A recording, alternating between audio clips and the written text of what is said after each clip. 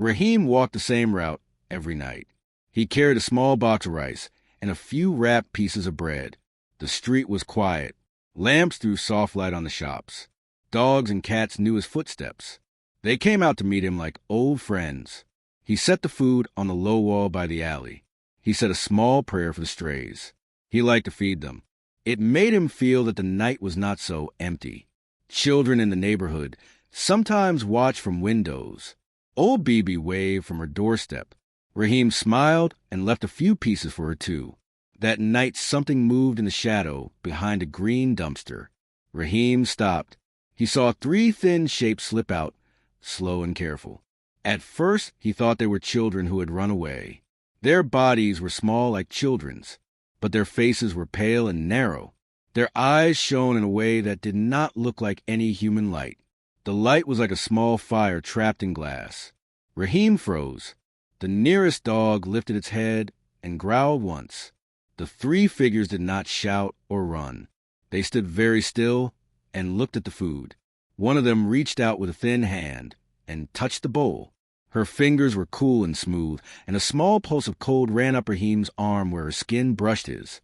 He felt a whisper inside his head, a single soft word that was not his language and not a sound. Hungry. He took a step forward and spoke to them in his low voice. Here, eat, he said.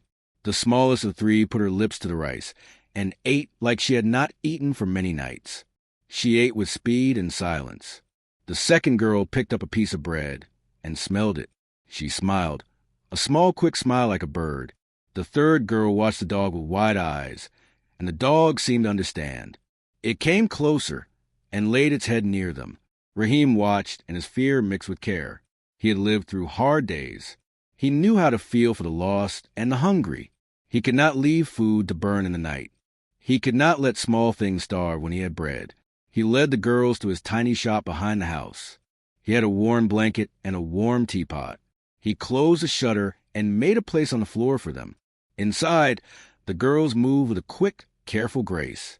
They touched the shelves in the light, and their eyes followed every small thing. The smallest girl had a small device on her wrist. It was a band with a tiny glass bead. When she set her hand on the table, the bead glowed faint blue. The bead made a soft sound like wind in a bottle. Raheem had never seen such a thing. He tried to speak with them. They made small noises. They did not know his words, but their faces showed more than speech. They flinched at loud sounds. They laughed at the steam from the teapot. Once, when Raheem hand-fed the smallest, she put her hand on his palm and looked straight at him. He felt the cold whisper again, hungry, and then a warmth like a small sun in his chest. He wanted to keep them safe. Raheem looked more closely at their clothes. The fabric was strange. It had small marks like ash and a patch of burned material near the collar. One sleeve had an etching on the inside, a tiny map of dots and a broken line that pointed to a place. He did not know the language, but the map made him think of stars. He felt a small fear at that thought and then shook it off. Stars were stories for late nights. That would be a worry for tomorrow. The night passed slowly. Raheem kept watch. He sat by the doorway and watched the road. He thought of calling someone, but he was afraid. Who would believe him? Who would take 3 strange girls and keep them safe? He had only his little shop and his small courage. Still, he felt he must try. At dawn, a thin light appeared over the far side of the city. It was not like the slow change of sunrise. It was a bright, cold pin of light that moved across the sky and then stopped. The smallest girl woke and held the glowing bead close to her face. The bead answered the far light and began to hum. The hum filled the room like a single low note. The other 2 girls sat up and watched the ceiling, as if they saw a door there. Raheem stepped outside and looked up. The light was very far, but it was alive. It moved like a small bird that did not belong in the dawn. Raheem felt the map in the girl's sleeve push at the back of his mind like a small need. He wrapped the blanket around the girls and whispered, "We will be careful. We will see who you are." Neighbors started to come out. Bibi brought a cup of hot tea and peered through the doorway. Her hands trembled when she saw the pale faces. A child pointed at the bright bead and asked if it was a toy. No one in the street had a clear answer. The dogs nosed the doorway and seemed calm. The city held its breath. Raheem did not know what to do next. He had never wanted stars to fall close to his life. He had only wanted to feed the animals. Now the night had given him a secret, and the secret had small, hungry eyes. The bead on the smallest girl pulsed one long bright time, then brightened again. Outside, the far light dimmed and moved, then stopped once more. Something was coming. Raheem closed the shop door slowly and slid the bolt. He looked at the 3 sleeping shapes on the blanket and felt both fear and a strange, fierce pride. He had found them in his night for a reason. He would not leave them alone. The hum from the bead grew louder, and the far light above the city burned like a single watchful star. They hide in the dark. Outside, cameras sweep the street. Inside, the 3 try to learn human faces and smells. Raheem woke to small sounds at dawn. The girls were awake and sitting near the door. They watched the street with big, careful eyes. The smallest held the glowing bead close like a sleeping bird. Raheem poured tea and waited. He wanted to teach them small things. He wanted to learn what they were. He gave each a name. Liah, he said to the slow one who watched birds. Neru, he told the brave thin one. Z, he named the smallest who kept the bead. The names were easy. The girls learned the sounds quickly. They said the names in short, bright noises. Raheem laughed and felt less afraid. Liah liked to touch the window glass. She pressed her palm flat and traced the road with soft lines. Nera tried to copy Raheem's cooking. She burned her finger once and did not cry. She only looked at Raheem with a narrow face and kept stirring. Z held the bead and watched the light like a child with a toy. The bead answered her touch and sang in tiny tones. Sometimes the bead made a sound that felt like a voice. Raheem used the bead to try to learn words. He let Z press it to her wrist, and it pulsed. The sound changed. Raheem listened and heard short, broken syllables that were not his language, but that carried meaning somehow. The bead showed a tiny picture inside the glow. Raheem saw a shape like a round world and a line to a point. He did not know the words, but he guessed some home, hurt, hungry. He put his hand on Z's small shoulder and said the words in his tongue. Z closed her eyes and nodded once. Word moved slow in the street. Old BB came first with a bowl of lentil soup. Her hands were steady, but her eyes were worried. She sat on the floor and asked in a soft voice, "Where did you find him, Raheem?" He told her the story as quickly as he could. BB shook her head and then smiled. "We will help," she said. The next day, a young man from the bakery left a bag of warm bread. A mother left old clothes. The neighbors began to watch from windows and keep quiet. They kept the girls hidden by the back door. Raheem closed the small shop shutter during the day and let them sleep in the back room.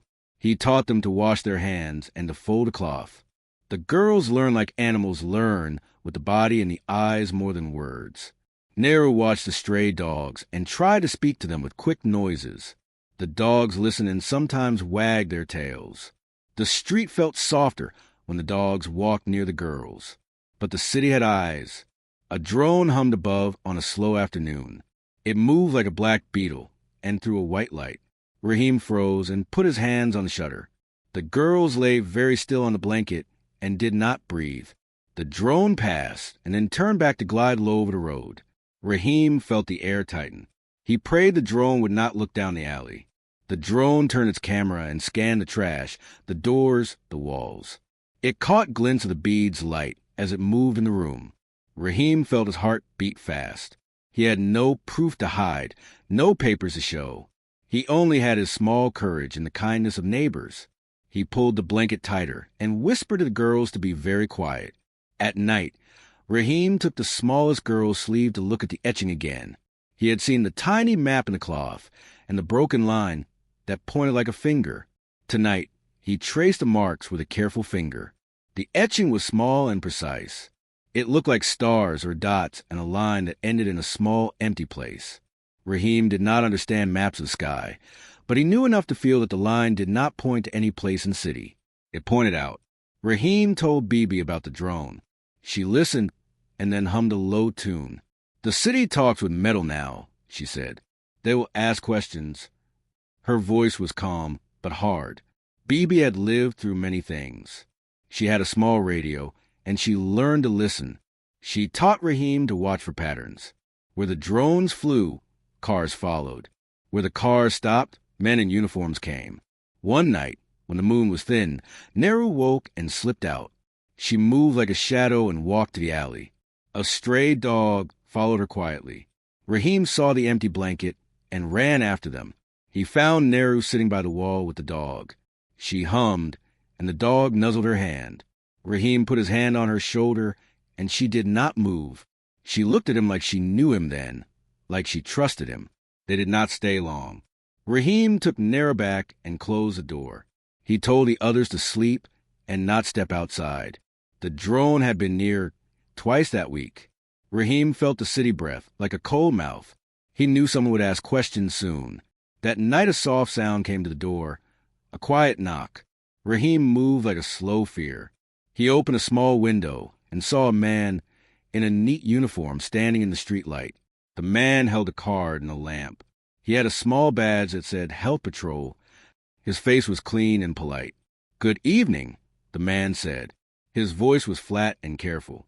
"We are checking for stray children and unregistered guests. Have you seen any children sleeping in back alleys?" Rahim's throat was dry. He had told a simple truth to the city before, and it had not always been kind. Inside, the girls lifted their heads. Z clutched the bead until it hummed. Nehru held the blanket with her thin hands. Leah pressed her palm to the glass and watched the man's face. The street was quiet, and every small sound was loud. Rahim looked at the man through the small window. He felt the map in the sleeve like a small weight. He wanted to tell the truth, and he wanted to hide the three pale faces that trusted him now. He felt the neighborhood watching from the shadows. He felt Bibi's steady eyes behind him. He took a slow breath and opened the door. The night air was cold. The man stepped forward and smiled the same small smile he used for all doors. Rahim stood with the three girls behind him and the bead in Z's hand. He was ready to speak, but his tongue felt heavy. The man asked his question again in the same quiet voice. The knock had come. The city had begun to ask. The city asks questions with metal voices. Papers come. Men in suits smile. A van drives away with one of the girls inside. A small black box falls out. Its mark is the same as the map in her sleeve. Rahim opened the door slowly. The man in the neat uniform stepped into the light and showed the card again. "Health Patrol," he said. His voice was soft like a knife wrapped in silk. He asked about children and about people sleeping in back rooms. Rahim lied a little and said he had seen no one. The man smiled and moved on. Rahim closed the door and let his chest fall. He felt the city press in. That night the drone came back lower. It flashed its white light across the street and hummed like an annoyed insect. Rahim pulled the shutter down and sat with the girls. Z hugged the bead. Leah watched the window. Nehru kept her hands folded like a person who could fight with silence. Rahim felt fear roll through him, but he kept speaking softly, telling the three small stories about the market, about old Bibi's porridge, about a boy who lost his kite. The girls listened, and for a while, the room felt like the world before the drone. 2 days later, a car stopped at the end of the lane. A man in a plain suit walked up with a paper folder and a calm face. He moved like he knew how to take small things and make them disappear with rules. He said he worked for the city. He wore a badge that a SEAL Rahim had not seen before. He spoke very polite words about health checks, safety, and assistance. He offered forms and a small digital pad to sign. Rahim felt the net tighten, like a rope around a hand. He wanted to refuse, but the man's smile was smooth and practiced. People in the street peeked from windows. Bibi stood at her door, hands clenched. The children watched, whispering. Rahim knew the city would not always be kind. He had seen how quick fear could turn neighbors into men with lists of rules. The city men came back with a team. They wore gloves and carried small boxes that smelled of metal. They said they would take samples, check food, look for health risks. The team moved through the lane and into the back room with the same calm that a fisherman uses to bring a net. Rahim kept quiet. He put his hand on Z's shoulder and told her to hide the bead beneath her shirt. Z's fingers closed and the bead hummed in the dark, like a frightened moth. Neru, who had always moved with a bold quiet, could not sit still. She slipped from the blanket, while the men asked questions and ran for the alley. Raheem saw her go and his heart jumped. He followed with Bibi and 2 boys, keeping far behind. Neru moved like a shadow and slipped into the open yard between the bakery and the old mill. The team did not see her at first. Then a boot hit the gravel. The men turned and a small chase began. Neru ran fast. She knew the street in a way the men did not. She ducked behind carts and dove through low doors. A dog barked and the boys made noise to help. For a moment it seemed she would vanish for good. Raheem felt hope rise like a small bird.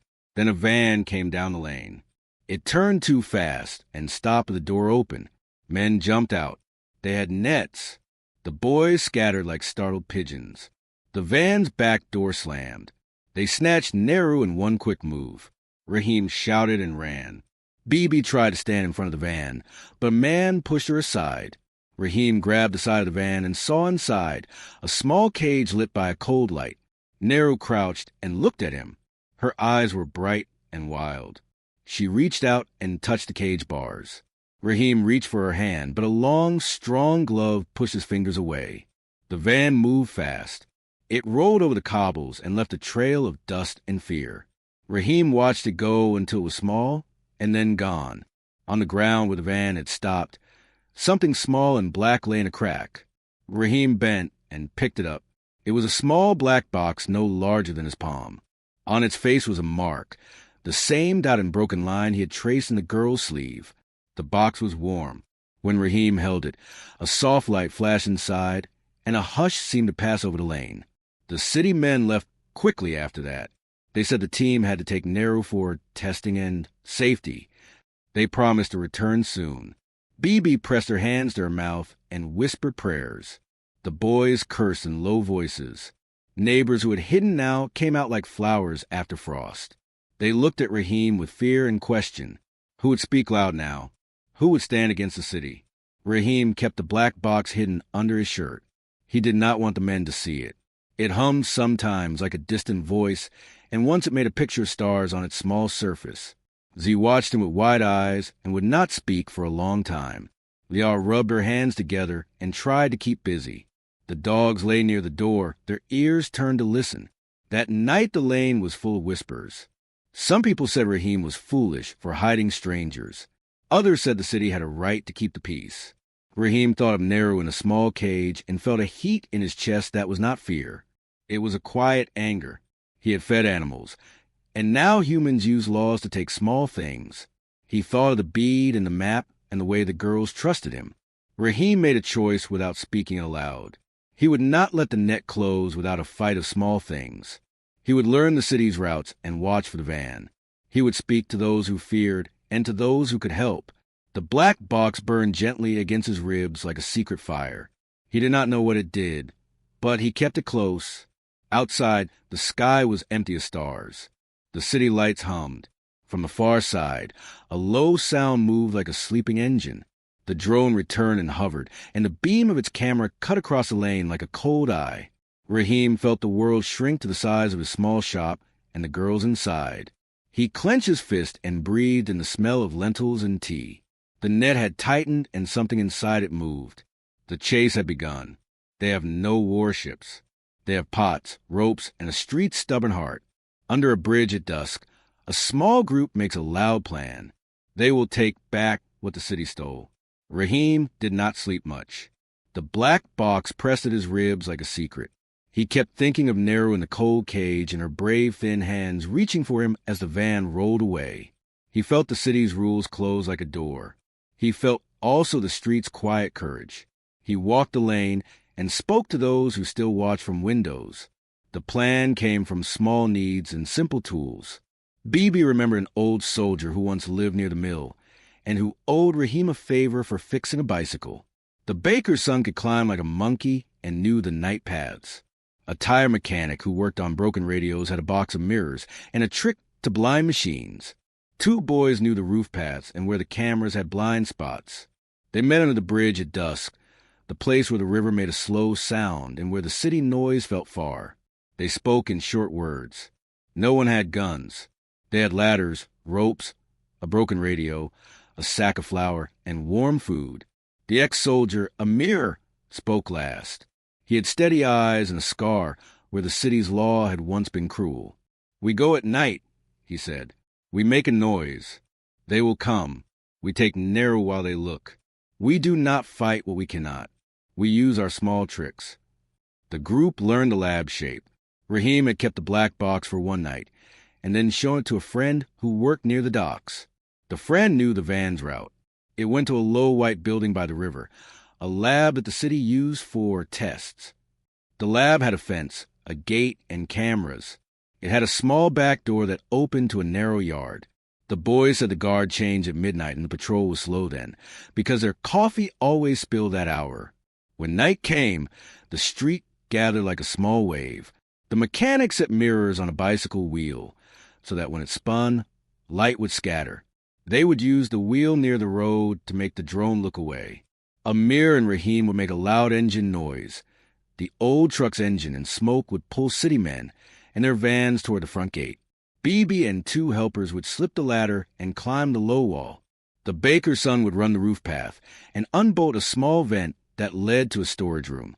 From there, they could reach the cage. Rahim felt his hands shake. He tasted the lentil soup in his mouth and felt the hungry eyes that had found him. He wrapped a warm blanket around his shoulders like armor. He carried a small pot of rice. He thought, if nothing else, he could bring food that made human eyes soften and maybe Nair would trust for a moment. The diversion worked at first like a small miracle. The old truck rumbled down the lane with Amir at the wheel. Smoke and a loud cough came from its back. Two patrol vans rolled toward the sound. City men ran with their papers and their calm voices. The mechanic spun the mirror wheel at the road's corner. The drone, curious by light, turned its camera and the glare broke its sight. For a small, bright minute, the lab's watch was blind. Rahim and Bibi slipped through the quiet back gate. The ladder was low and the boys pushed it into place. Rahim climbed like a man who had lost sleep for a month. The storage room smelled of old boxes and cold metal. Rahim saw the cage through a narrow window. Inside, Neru sat on a small metal bed. She was thinner, and her hair had a dark line where something had burned. When her eyes found Rahim, she smiled a small, sharp smile that did not match the cold around her. She reached for him through the bars. Rahim put the warm pot of rice near the cage and fed her with careful hands. Her hands shook, but she ate like a person who had learned to save each piece. The translator bead on her wrist was gone, likely taken by the lab men, but she made noises and touched Rahim's palm. He put the black box near the cage, and it glowed faint. For a small beat, the light made a soft map on the wall like a promise. They worked fast. Amir had taught Rahim to pick a simple lock. In 3 short moves, the lock clicked. The boys pulled the cage door, and Neru slid out like a shadow finding sunlight. She was quiet but strong. They wrapped her in a blanket and moved like a practiced family, each step measured. Then alarm screamed. The lab's red lights threw hard lines across the yard. The patrol vans arrived with men and radios. A city camera turned in the drone, freed from the mirror's glare, dove low.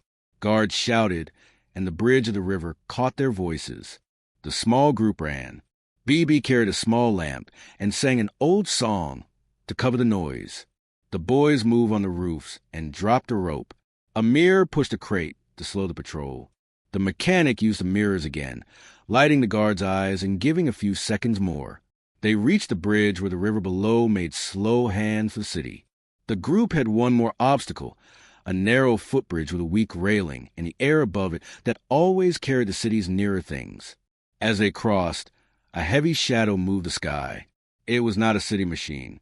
It was larger, darker, and it made the air buzz with a sound like distant thunder. Lights on its belly swept the water and the rooftops. The drone below scattered like startled birds. A voice boomed from above. It was not a voice from a human mouth.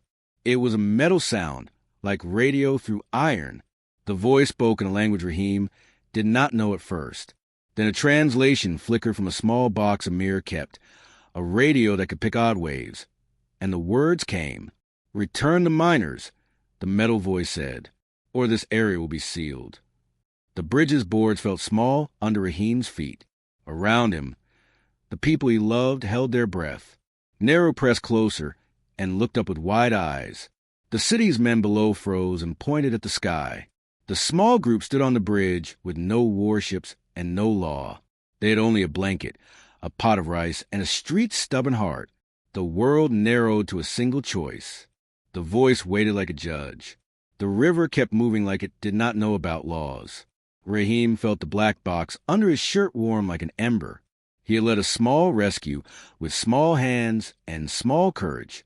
Now the sky had an answer to their smallness. He heard Bibi whisper, "What will we do?" The sound barely moved the air. Raheem did not answer. He tightened his grip on Nero's hand and looked up into the dark belly of the ship. The beam of light swept the bridge again and caught their faces. 3 hungry girls, 1 small city, and a great ship. The ship's light painted the street white. A voice from the dark asked for the girls. The city said no. The ship hung low over the lane. Its belly was hard metal. Lights cut the dark into sharp pieces. The air smelled of hot iron and rain. People stood on roofs and in doorways. The city felt very small under that big shadow. Raheem stood on the bridge with Nero wrapped in a blanket. Bibi held Raheem's free hand.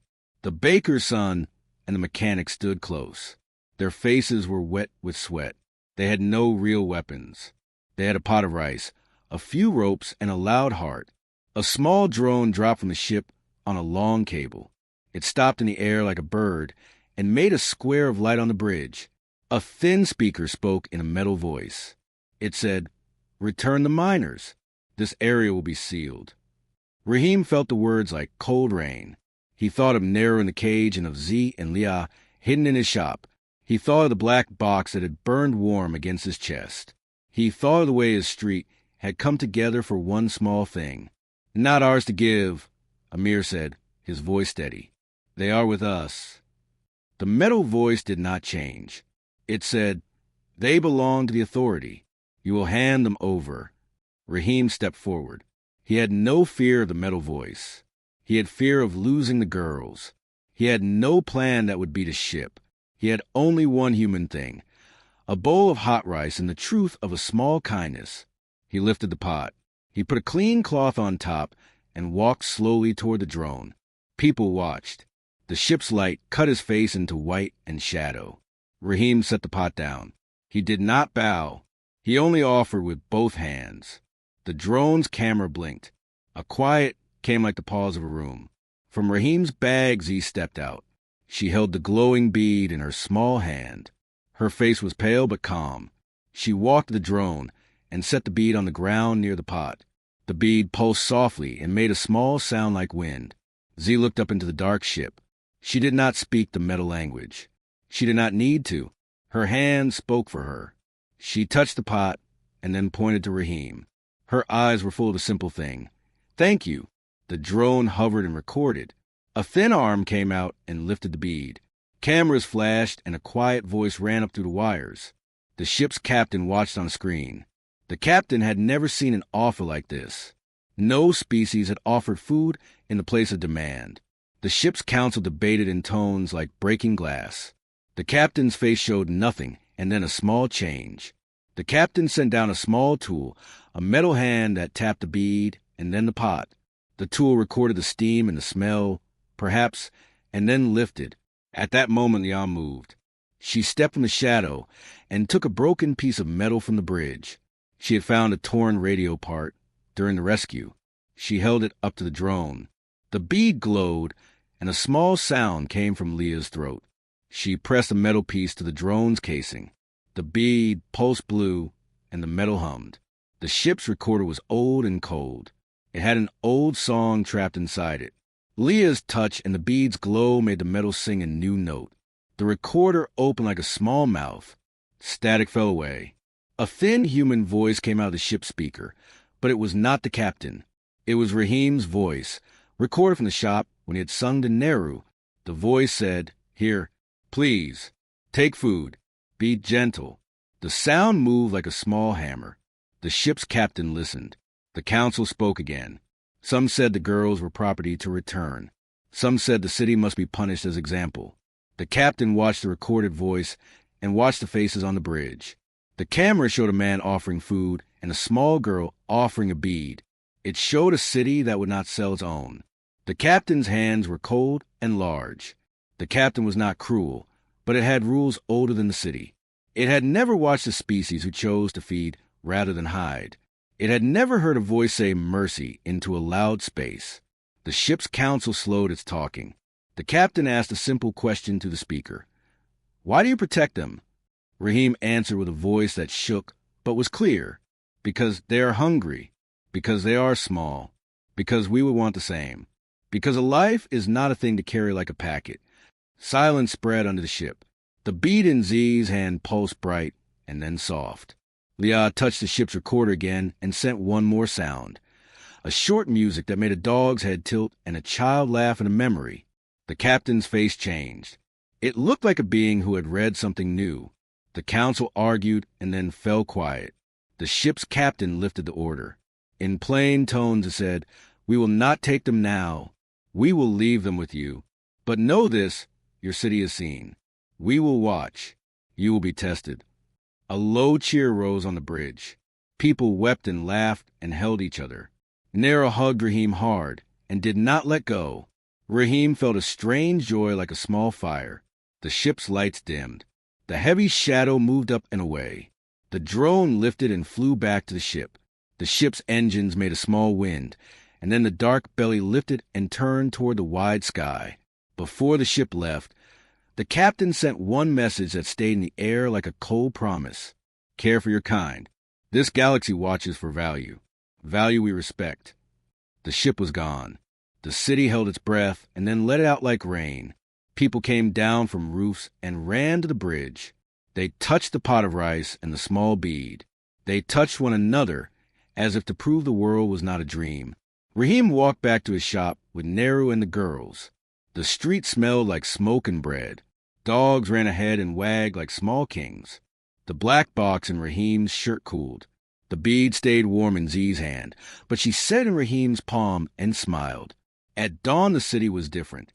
News would come. Men with papers would still walk and ask. But the city had learned a new thing. A small heart could move a star. Raheem watched the sunrise and thought of far places in close hands. He thought of the girls and the way they ate with quick care. He knew the world had become bigger. He also knew it had become kinder.